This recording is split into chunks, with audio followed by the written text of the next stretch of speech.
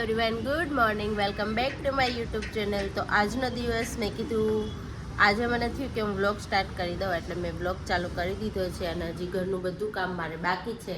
અને વાગવામાં થઈ ગયા છે 9:15 અને નાહી લીધું છે, પણ માથું ધોવાનું બાકી છે કેમ કે શેમ્પૂ નથી. એટલે તો હવે બધું ઘરનું કામ કરીશું, પણ પહેલાં હું ચા પીશ કેમ કે ચા પડી છે ને. તો મેં કીધું થોડીક હું ચા પી લઉં. આમ તો હું ચા પીતી નથી બહુ ઝાઝી, થોડી ઘણી તો પડી હોય તો એમ થાય ફેંકવી નહીં પી લઉં.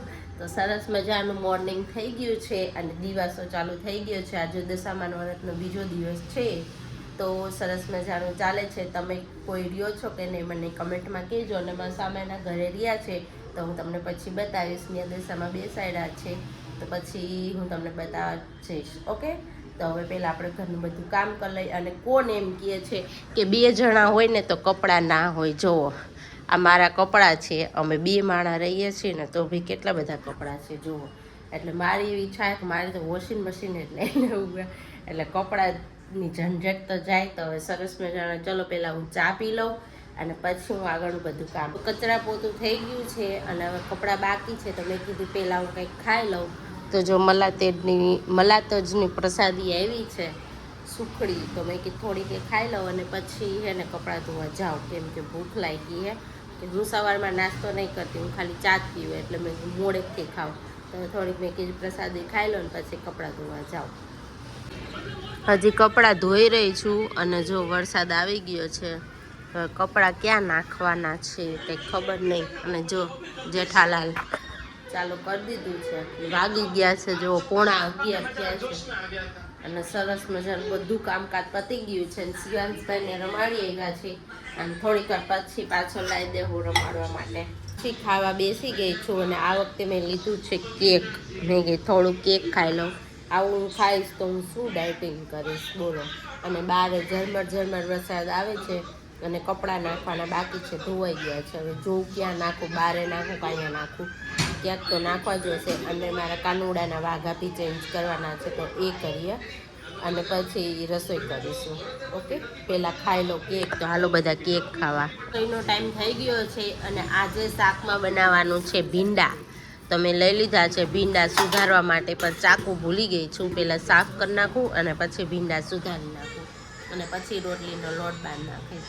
દાદીના ઘરે આવી ગયા છે અને હું ધીમું બોલું છું કેમ કે આ ભાઈ સૂતા છે એટલે. અને અહીંયા દશામાં બેસાડ્યા છે, તમે લોકો દર્શન કરી લો. જોઈ લો કેટલી સરસની મૂર્તિ છે. અને મારે ધીમે બોલવું પડે, મને એમ થાય છે કે આ બૈલું ઉઠી ન જાય ને ભૈલું, એના માટે. તો હવે જો દર્શન કરવા માટે અહીંયા આવી હતી દાદીના ઘરે. જોઈ લો.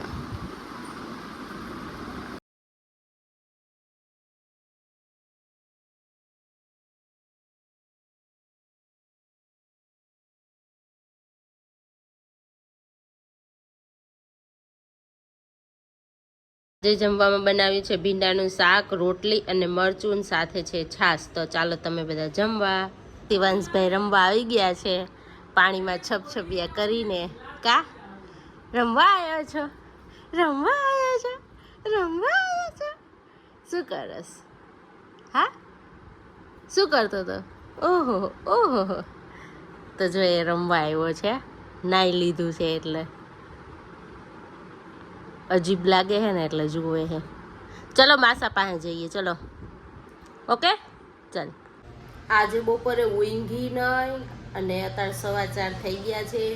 અને શિયાંશ બાબુને રમાડીને ક્યારનો એ ઘરે જતો રહ્યો, પાછો એ ઊંઘી પણ ગયો. સાડીને ફોલછેડા કરવા બેઠી તે બી ના કર્યા.